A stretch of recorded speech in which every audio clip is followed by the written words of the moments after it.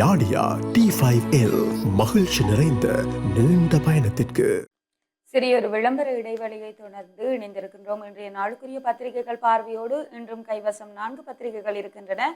முதலிலே ஈழநாடு பத்திரிகை கண்ணோட்டத்தோடு இணைந்திருக்கலாம். இன்றைய நாளுக்குரிய ஈழநாடு பத்திரிகையின் பிரதான தலைப்பிடலாக இடர்கால நிலைமையை எதிர்கொள்ளும் பொருட்டு நாளை முதல் அரசு அலுவலகங்களுக்கு புதன்கிழமைகளில் விசேட விடுமுறை. மத்திய கிழக்கில் எழுந்துள்ள போர் சூழல் காரணமாக இலங்கையை எதிர்நோக்கியுள்ள இடர்கால நிலைமையை எதிர்கொள்ளத்தக்க வகையில் அரசு அலுவலகங்கள் அனைத்தையும் புதன்கிழமைகளில் பூட்டி விசேட விடுமுறையாக அரசாங்கம் பிரகடனப்படுத்தியுள்ளது. இந்த அறிவித்தல் நேற்று மாலை அத்தியாவசிய சேவைகள் ஆணையாளர் நாயகத்தினால் வெளியிடப்பட்டது. இந்த பிரகடனத்தின் கீழ் நாளை புதன்கிழமை முதல் நாட்டில் உள்ள அரசாங்க நிறுவனங்கள் மற்றும் நீதி சேவை அடங்கலாக அரசு திணைக்களங்கள், அலுவலகங்கள், பல்கலைக்கழகங்கள், பாடசாலைகள் மற்றும் நீதிமன்றங்கள் உட்பட அத்தியாவசிய சேவையினுள் உள்ளடங்கப்படாத அரசு நிறுவனங்கள் அனைத்திற்கும் மறு அறிவித்தல் வரை புதன்கிழமைகள் விசேட விடுமுறை தினமாக அறிவிக்கப்பட்டுள்ளது. எனினும் சுகாதார சேவைகள், நீர் வழங்கல் மற்றும் துறைமுக சேவைகள் உட்பட அத்தியாவசிய சேவைகளுக்கு விசேட விடுமுறை நாள் வழங்கப்படவில்லை என்று தெரிவிக்கப்படுகின்றது. மேலும் எரிபொருள் நெருக்கடி நிலைமையை கருத்தில் கொண்டு நாடு முழுவதும் அரசாங்க நிகழ்வுகள் அனைத்தும் மறு அறிவித்தல் வரை இடைநிறுத்தப்படுவதாகவும் அத்தியாவசிய சேவைகள் ஆணையாளர் நாயகத்தினால் அறிவிக்கப்பட்டிருக்கின்றது என்று இன்றைய பிரதான தலைப்பிடல் அமைந்திருக்கிறது. தொடர்ச்சியாக ஈழநாடு பத்திரிகையினுடைய முற்பக்க செய்திகளுக்குள் பொது போக்குவரத்து முடங்கும் அபாய நிலை, போக்குவரத்து தொழிற்சங்க மத்திய நிலையம் எச்சரிக்கை. நாட்டின் பொது போக்குவரத்து சேவை எதிர்வரும் புதன்கிழமைக்குள் முழுமையாக முடங்கும் அபாயம் ஏற்பட்டுள்ளதாக ஒருங்கிணைந்த போக்குவரத்து தொழிற்சங்க மத்திய நிலையம் எச்சரிக்கை விடுத்திருக்கின்றது. இது தொடர்பில் இடம்பெற்ற ஊடகவியலாளர் சந்திப்பில் கலந்து கொண்ட அதன் தலைவர் சம்பத் ரணசிங்க இவ்வாறு எச்சரிக்கை விடுத்திருக்கின்றார். மத்திய கிழக்கில் ஏற்பட்டுள்ள போர் சூழலை தொடர்ந்து நாட்டில் எரிபொருள் வரிசைகள் உருவான போதே QR முறையை விரைவாக செயற்படுத்துமாறு அரசாங்கத்திற்கு நாங்கள் ஆலோசனை வழங்கினோம். கடந்த கால அனுபவங்களின் அடிப்படையில் இந்த முன்னெச்சரிக்கை வழங்கப்பட்ட போதிலும் அரசாங்கம் அதனை சரியான நேரத்தில் நடைமுறைப்படுத்த தவறிவிட்டது. தற்போது நடைமுறையில் உள்ள வாரத்திற்கு 60 டீசல் வழங்கும் முறை முற்றிலும் போதுமானதாக இல்லை. பஸ்களின் பயண தூரத்திற்கு ஏற்ப எரிபொருள் தேவை மாறுபடுகிறது. குறுகிய தூர பஸ்களுக்கு ஒரு நாளைக்கு குறைந்தபட்சம் 80 லிட்டர் டீசல் தேவைப்படுகிறது. தூர பயண பஸ்களுக்கு ஒரு நாளைக்கு சுமார் 180 லிட்டர் டீசல் தேவைப்படுகின்றது. காலி கொழும்பு இடையே பயணிக்கும் பஸ் ஒன்றிற்கு ஒரு பயணத்திற்கு 100 லிட்டர் டீசல் தேவைப்படுகிறது. எனவே பொது போக்குவரத்து முடங்கும் அபாய நிலை இருப்பதாக அவர் கருத்து தெரிவித்திருப்பதாக அந்த செய்தி தொடர்ந்து செல்கிறது. தொடர்ச்சியாக கொழும்பு துறையில் விபத்து, அண்ணனும் தங்கையும் பலி. யாழ்ப்பாணத்தில் இடம்பெற்ற வீதி விபத்தில் ஒரே குடும்பத்தைச் சேர்ந்த 2 சம்பவ இடத்திலேயே உயிரிழந்துள்ளனர். கொழும்பு துறையை அண்டிய பகுதியில் நேற்று திங்கட்கிழமை மாலை இடம்பெற்ற குறித்த விபத்தில் மணியந்தோட்டம் பகுதியைச் சேர்ந்த பிரெட்லி வயது 24, அவரது சகோதரியான டிலக்ஸி வயது 19 ஆகியோரே உயிரிழந்துள்ளனர். சகோதரர்களான இருவரும் மோட்டார் சைக்கிளில் பயணித்த போது பவுசருடன் மோதி விபத்துக்குள்ளாகியுள்ளனர். சம்பவம் தொடர்பில் யாழ்ப்பாண போலீசார் விசாரணைகளை முன்னெடுத்து வருகின்றனர் என்று அந்த செய்தி பிரசுரமாக இருக்கிறது. தொடர்ச்சியாக முற்பக்க செய்திகளுக்குள் வைத்தியர்களுக்கு இனி தடையின்றி எரிபொருள், சுகாதார பிரதி அமைச்சர் அறிவிப்பு என்ற தலைப்பிடலோடு ஒரு செய்தியும், நீதிமன்ற நடவடிக்கைகளிலும் மாற்றம். நாட்டில் நிலவும் எரிபொருள் நெருக்கடியை கருத்தில் கொண்டு நீதிமன்ற நடவடிக்கைகளை முடிந்தவரை இணைய வலை தளங்கள் ஊடாக முன்னெடுக்குமாறு நீதி சேவை ஆணைக்குழு நீதவான்களுக்கு பணிப்புரை விடுத்திருக்கின்றது என்ற அந்த செய்தியோடு கொழும்பு வந்தடைந்த எரிபொருள் கப்பல். இலங்கைக்கு நேற்று காலை ஒரு எரிபொருள் கப்பல் தாங்கி வந்துள்ளதாகவும் அதிலிருந்து எரிபொருளை இறக்குவதற்கான ஏற்பாடுகள் செய்யப்பட்டுள்ளதாகவும் இலங்கை பெட்ரோலிய கூட்டுத்தாபனத்தின் நிர்வாக பணிப்பாளர் மயூர நெத்திக்குமார தெரிவித்திருக்கின்றார் என்ற அந்த செய்தி கட்டமிடப்பட்ட செய்தியாகவும், தொடர்ச்சியாக பஸ்களுக்கு டீசல் ஒதுக்கீடு அதிகரிப்பு என்ற செய்தியோடு ஜனாதிபதி மனோ கணேசன் தொலைபேசியில் உரையாடல், அடுத்த வாரம் நேரில் சந்திப்பு என்ற செய்திகளும் பிரசுரமாகி இருக்கிறது. தொடர்ச்சியாக முற்பக்க செய்திகளுக்குள் இந்துக்களுக்கு பைபிள் வழங்க முயற்சித்தால் கொளுத்துவோம், ஆளுநர் தலையிட வேண்டும் என்று சிவசேனை எச்சரிக்கை. வடக்கு மாகாண மேலதிக மாகாண கல்வி பணிப்பாளர் பிரெட்லியின் செயற்பாடுகளை வடக்கு மாகாண ஆளுநர் வேடிக்கை பார்ப்பார் பார்ப்பாராயின் பாடசாலைகளில் இந்து மாணவர்களுக்கு வழங்கும் பைபிள்களை வாங்கி கொளுத்துவோம் என இலங்கை சிவசேனை அமைப்பின் ஸ்ரீந்தரன் மற்றும் மாதவன் ஆகியோர் எச்சரிக்கை விடுத்திருக்கின்றனர் என்ற அந்த செய்தியோடு விவசாயிகளுக்கு QR இல்லை என்ற செய்திகளும் உட்பக்க செய்திகளாக பிரசுரமாக இருக்கிறது. தொடர்ச்சியாக உட்பக்க செய்திகளுக்குள் தமிழர்கள் சீனர்களுக்கு எதிரானவர்கள் அல்லர், வடக்கு கிழக்கு முதலீடுகள் தொடர்பில் சீன தூதுவர் விளக்கம். இலங்கையில் வடக்கு மற்றும் கிழக்கு மாகாணங்களில் முதலீடுகளை மேற்கொள்ளவும் சீன சுற்றுலா பயணிகளை அங்கு ஈர்க்கவும் சீனா மிகுந்த ஆர்வத்துடன் இருப்பதாக இலங்கைக்கான சீன தூதுவர் கி சென்காங் தெரிவித்திருக்கின்றார். இது தொடர்பில் ஊடகங்களிடம் அவர் மேலும் கூறுகையில், தமிழ் மக்கள் சீனர்களுக்கு எதிரானவர்கள் என்ற ஒரு பிம்பம் திட்டமிட்டு கட்டமைக்கப்பட்டுள்ளது. நான் பலமுறை வடக்கு கிழக்கு மாகாணங்களுக்கு சென்றுள்ளேன்.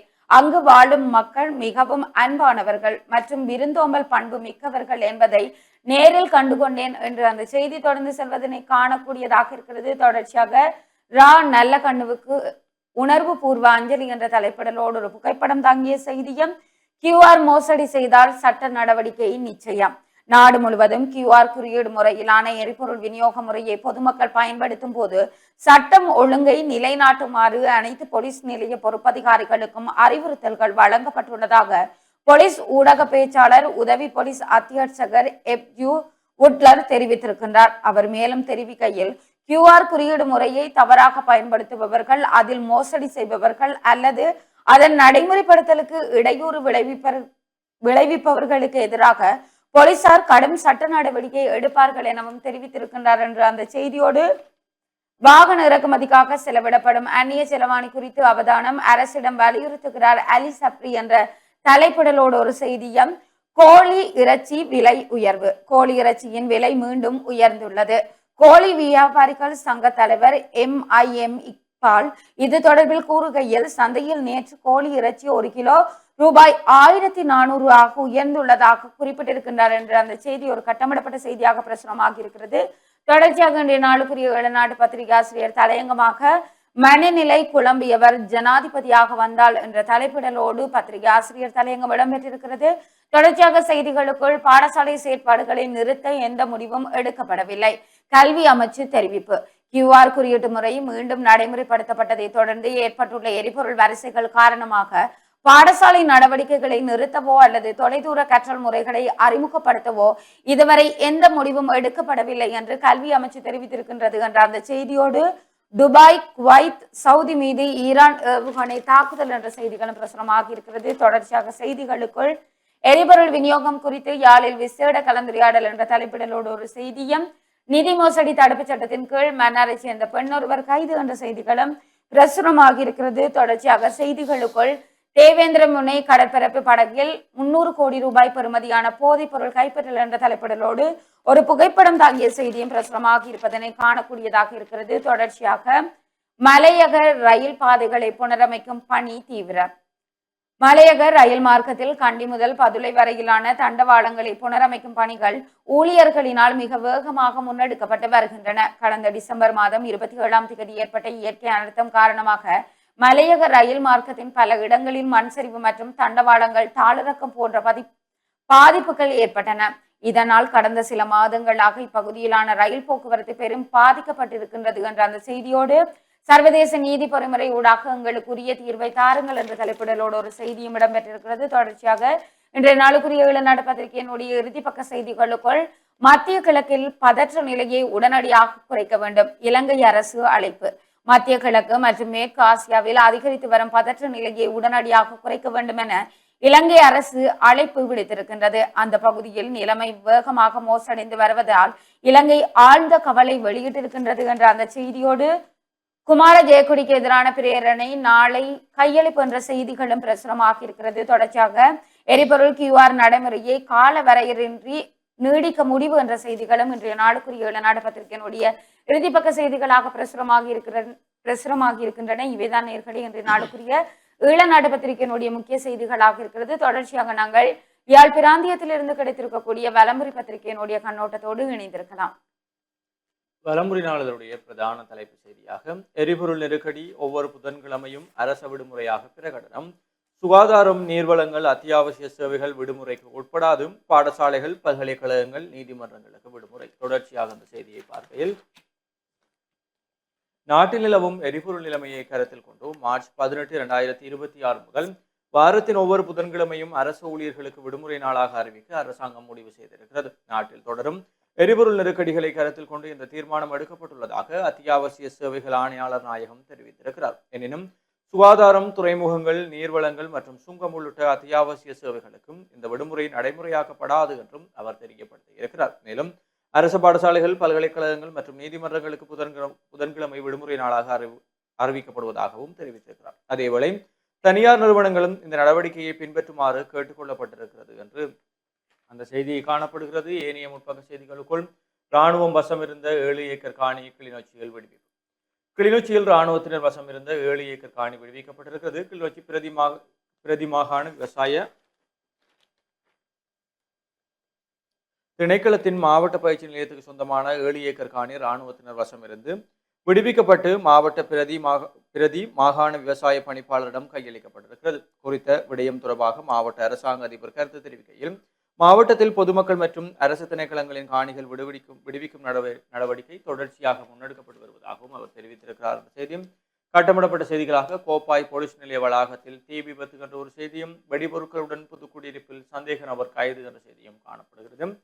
கொழும்புத்துறையில் விபத்து, சகோதரர்கள் உயிரிழப்பு. யாழ்ப்பாணம் கொழும்புத்துறையில் இடம்பெற்ற கோர விபத்தில் சகோதரர்கள் இருவர் சம்பவ இடத்திலேயே உயிரிழந்திருக்கிறார்கள் என்ற செய்தி.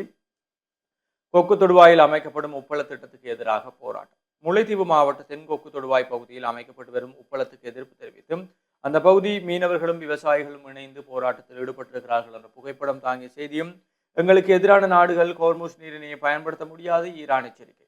ஈரானுக்கு எதிரான நாடுகள் கோர்முஸ் நீரிணையை பயன்படுத்த முடியாது என ஈரானின் வெளியுறவு அமைச்சின் ஊடக பேச்சாளர் தெரிவித்திருக்கிறார்.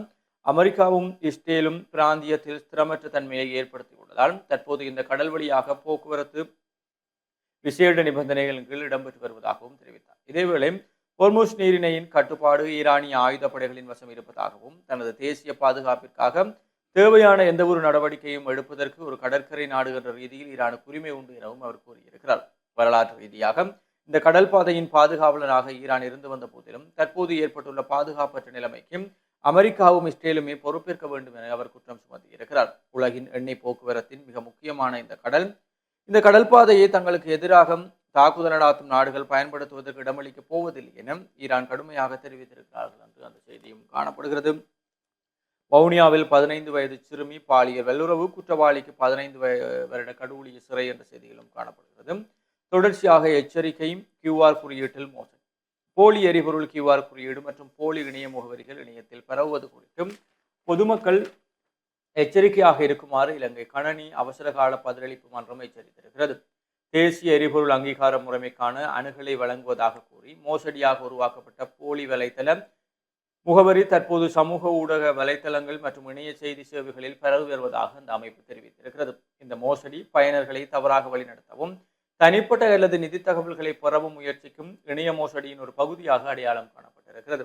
சமூக ஊடகங்களில் வெளியிடப்பட்ட அதிகாரப்பூர்வமற்ற வலைத்தளங்கள் அல்லது பிற அறியப்படாத இணைப்புகளை ஸ்கேன் செய்யவோ அல்லது கிளிக் செய்யவோ வேண்டாம் என்றும் இந்த அமைப்பு பொதுமக்களுக்கு கடுமையாக அறிவுறுத்தி இருக்கிறார்கள். இந்த மோசடி QR குறியீடும் ஸ்கேனர்கள் வங்கிக் கணக்கு தகவல், தனிப்பட்ட தகவல் போன்றவற்றை திருடும் முயற்சிக்கு வழிவகுக்கும் அபாயம் உள்ளதாகவும் பொதுமக்கள் விழிப்புடன் இருக்குமாறும் எச்சரிக்கப்பட்டிருக்கிறது என்று அந்த செய்தியும் காணப்படுகிறது. இதுதான் விளம்பரினுடைய முற்பக்க செய்திகளாக இருக்கிறது.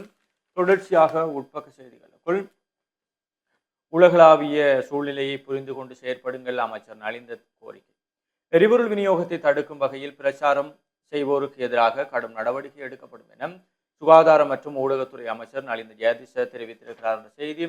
நாட்டில் எரிபொருள் தட்டுப்பாட்டு நிலைமைகள் மற்றும் QR முறைமை காணப்படும் சிக்கல் நிலைமைகளுக்கு மத்தியில் மோட்டார் சைக்கிளுக்கு லிப் கொடுத்த சுவாரஸ்ய சம்பவம் ஒன்று நேற்று மகியங்கனை பகுதியில் இடம்பெற்றது என்று மோட்டார் சைக்கிளை வைத்து செல்லக்கூடிய அந்த புகைப்படம் பிரசுரிக்கப்பட்டிருக்கிறது. QR முறைமை தவறாக பயன்படுத்தினால் சட்ட நடவடிக்கை, போலீசார் எச்சரிக்கை. வாகன இறக்குமதிக்கு தற்காலிக தடை பரிசீலிக்குமாறு அலி சப்ரி கோரிக்கை என்ற செய்திகளும் காணப்படுகிறது.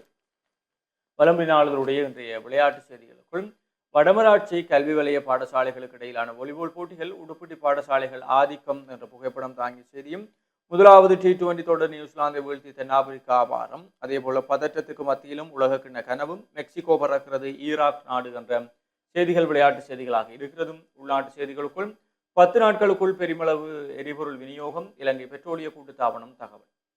மத்திய கிழக்கில் போர் பதற்றம் ஆரம்பமானது முதல் 10 நாட்களுக்குள் பொதுமக்களின் பயன்பாட்டிற்காக எரிபொருள் நிரப்பு நிலையங்களூடாக 57,000 மெட்ரிக் டன் டீசல் விநியோகிக்கப்பட்டுள்ளதாக இலங்கை பெட்ரோலிய கூட்டுத்தாபனம் தெரிவித்திருக்கிறார்கள். காலவரையறையின்றி QR முறைமையை நீடிக்க அரசாங்கம் தீர்மானம். மத்திய கிழக்கில் ஈரான் போர் தீவிரமடைந்துள்ள நிலையில் உலகளாவிய எரிபொருள் சந்தையில் ஏற்பட்டிருக்கக்கூடிய பாரிய நெருக்கடியை சமாளிக்க தேசிய எரிபொருள் அனுமதி பத்திர முறைமை காலவரையறையின்றி தொடர இலங்கை அரசாங்கம் தீர்மானித்திருக்கிறது என்ற செய்தி நாட்டை வந்தடைந்தது. எரிபொருள் கப்பல் எரிபொருள் ஒதுக்கீட்டை அதிகரிக்காவிட்டால் போராட்டத்தில் குதிக்க நேரிடும் முச்சக்கர வண்டி சாரதிகள் எச்சரிக்கை என்ற செய்திகளும் காணப்படுகிறது. QR குறியீடு இன்றி விவசாயிகளுக்கு எரிபொருள் அனுமதி பத்திரம் QR குறியீடு இன்றி விவசாயிகளுக்கு எரிபொருளை வழங்க நடவடிக்கை எடுக்கப்பட்டுள்ளது என விவசாய அபிவிருத்தி ஆணையாளர் நாயகம் தெரிவித்திருக்கிறார். அதன்படி அறுவடை பணிகளுக்காக ஏக்கர் ஒன்றுக்கு 15 லிட்டர் எரிபொருளும் நிலம் முழுது தயார்படுத்தல் பணிகளுக்காக ஏக்கருக்கு 20 லிட்டர் எரிபொருளும் விவசாயிகளுக்கு QR குறியீடு இன்றி வழங்கப்படும் என அவர் குறிப்பிட்டிருக்கிறார் என்று அந்த செய்தியோடு எரிபொருளை களஞ்சியப்படுத்த போதிய அளவு களஞ்சிய சாலைகள் இல்லை அமைச்சர் சந்திரசேகர் சுட்டிக்காட்டு.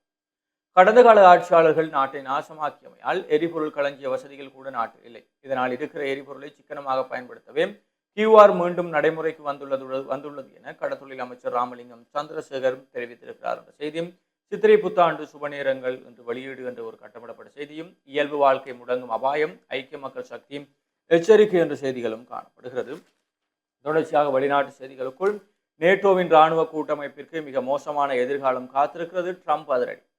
ஈரான் மீதான போர் மற்றும் ஹார்மோஸ் நீரிணையை திறக்கும் விவகாரத்தில் அமெரிக்காவின் நட்பு நாடுகள் உதவ தவறினால் நேட்டோ இராணுவ கூட்டமைப்பு மிக மோசமான எதிர்காலத்தை சந்திக்க நேரிடும் என அமெரிக்க ஜனாதிபதி டொனால்ட் ட்ரம்ப் பகிரங்கமாக எச்சரித்திருக்கிறார் என்ற செய்தியும் 2026 தமிழக சட்டமன்ற தேர்தல் ஏப்ரலில் என்ற ஒரு செய்தியும் துபாய் விமான நிலையத்தில் ட்ரோன் தாக்குதல் விமான பயணங்கள் இடைநிறுத்தம் என்ற செய்தியும் இஸ்ரேலிய உளவு வலை அமைப்பு ஈரானில் அம்பலம் 500 பேர் அதிரடி கைது என்ற செய்திகளும் வெளிநாட்டு செய்திகளாக காணப்படுகிறது. உள்நாட்டு செய்திகளுக்குள் மின் விளக்குகளின்மையால் பொதுமக்கள் சிரமம். கிளிநொச்சி முரசுமோட்டை பகுதியில் வீதி மின் விளக்குகள் பொருத்தும் பணிகள் விரைவில் ஆரம்பிக்கப்படும் என கரைச்சி பிரதேச சபை தெரிவித்திருக்கிறது என்ற செய்தியும் வரலாற்று சிறப்புமிக்க மட்டுவில் பன்றி தளர்ச்சி கண்ணகை அம்மன் ஆலய பங்குனி 1ஆம் திங்கள் உற்சவம் நேற்றைய தினம் பக்திபூர்வமாக இடம்பெற்றது என்ற புகைப்படம் தாங்கிய செய்திகளும் பிரசுரிக்கப்பட்டிருக்கிறது.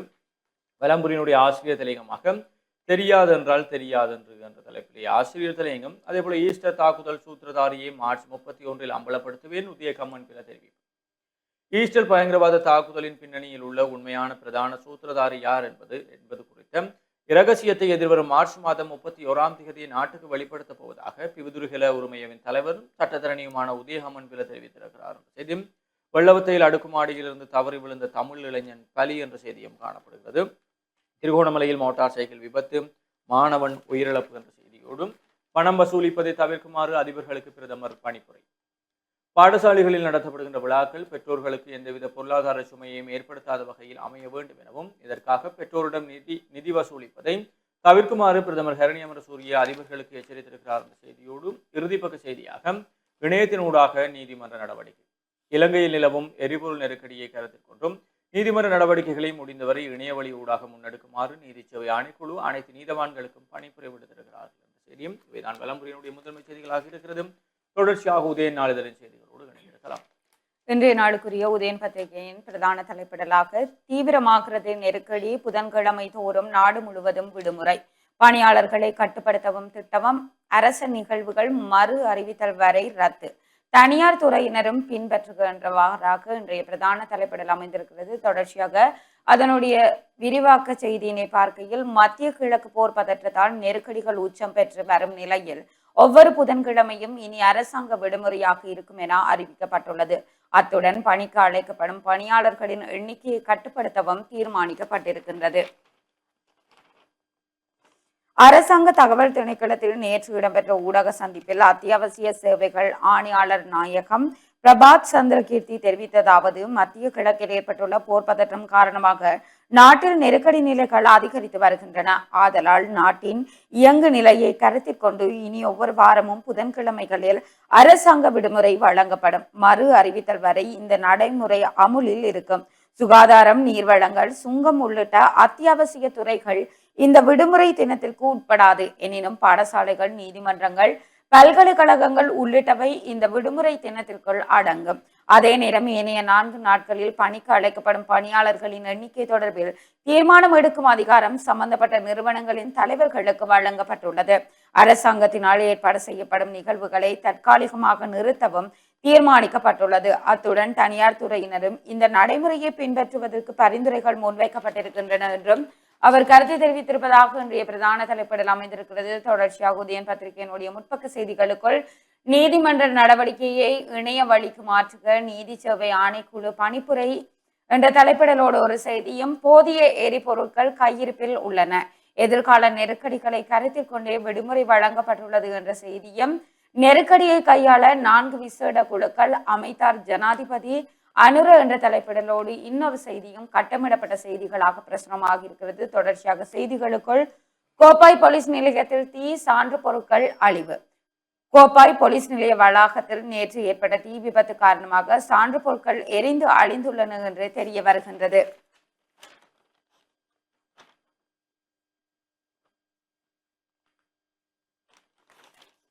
என்று அந்த செய்தி பிரசுரமாக இருப்பதனை காணக்கூடியதாக இருக்கிறது. தொடர்ச்சியாக முற்பக்க செய்திகளுக்குள் கொழும்புத்துறையில் சோகம், பவுசர் மோட்டார் சைக்கிள் விபத்தில் சகோதரர்கள் 2 உயிரிழப்பு என்ற செய்திகளும், கிளிநொச்சியில் இராணுவ பிடியிலிருந்து 7 ஏக்கர் காணி விடுவிப்பு என்ற தலைப்பிடலோடு இன்னொரு செய்தியும் பிரசுரமாக இருப்பதை காணக்கூடியதாக இருக்கிறது. இவைதான் இன்றைய நாளுக்குரிய உதயன் பத்திரிகையினுடைய முற்பக்க செய்திகளாக இருக்கிறது. தொடர்ச்சியாக செய்திகளுக்குள் பாடசாலைகளை மூடும் தீர்மானம் எதுவும் இல்லை. எரிபொருள் நெருக்கடி நிலைமையில் பாடசாலை நடவடிக்கைகளை நிறுத்தவோ அல்லது தொலைதூர கற்றல் முறைகளை அறிமுகப்படுத்தவோ இதுவரை எந்தவித முடிவும் எடுக்கப்படவில்லை என்று கல்வி அமைச்சின் அதிகாரிகள் தெரிவித்திருக்கின்றனர். நாட்டில் அத்தியாவசிய சேவைகளை முன்னெடுப்பதில் எழுந்துள்ள சவால்கள் குறித்து ஆராயும் உயர்மட்ட கலந்துரையாடலில் கல்வி அமைச்சின் பிரதிநிதிகளும் பங்கேற்றனர். மத்திய கிழக்கில் தீவிரமடைந்து வரும் போர்ச்சூழல், எரிபொருள் விநியோகம் மற்றும் ஏனைய அத்தியாவசிய துறைகளில் ஏற்படுத்தக்கூடிய பாதிப்புகள் குறித்து இதன் போது விரிவாக ஆராயப்பட்டன.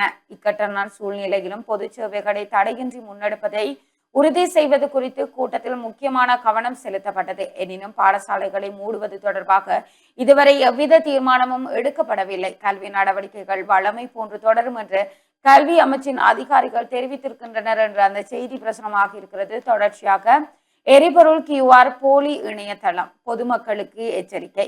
தேசிய எரிபொருள் அனுமதி பத்திர கோட்டா முறைமையின் உத்தியோகபூர்வ இணையதளத்தை போன்றே வடிவமைக்கப்பட்ட போலி இணையதளம் ஒன்று தற்போது இயங்குகின்றது என்று முன்னணி சைபர் பாதுகாப்பு மூலோபாய நிபுணர் அசேல வைத்தியாலங்கார தெரிவித்திருக்கின்றார்.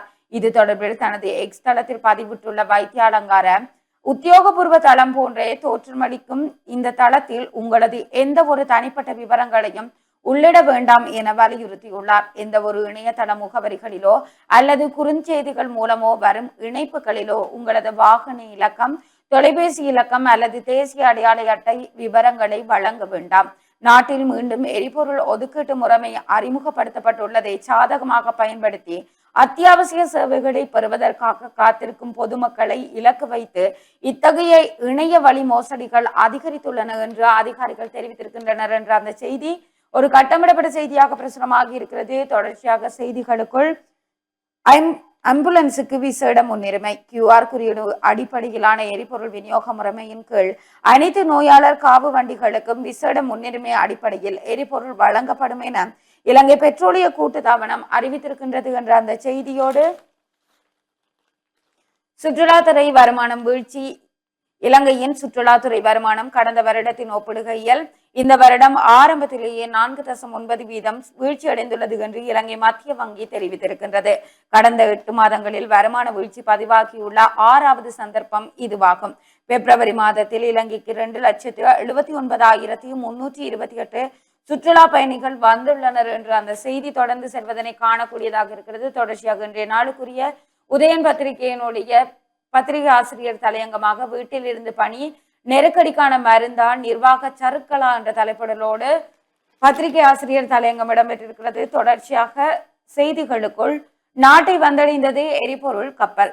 மற்றும் ஒரு எரிபொருள் கப்பல் நேற்று காலை நாட்டை வந்தடைந்துள்ளது என்று பெட்ரோலிய கூட்டுத்தாபனத்தின் நிர்வாக பணிப்பாளர் மயூர நெத்திகுமாரகே தெரிவித்திருக்கின்றார் என்ற அந்த செய்தியும் வட மாகாண வீதிகளுக்கு 3 ஆண்டுகளுக்குள் விடிவு ஆளுநர் தெரிவிப்பு.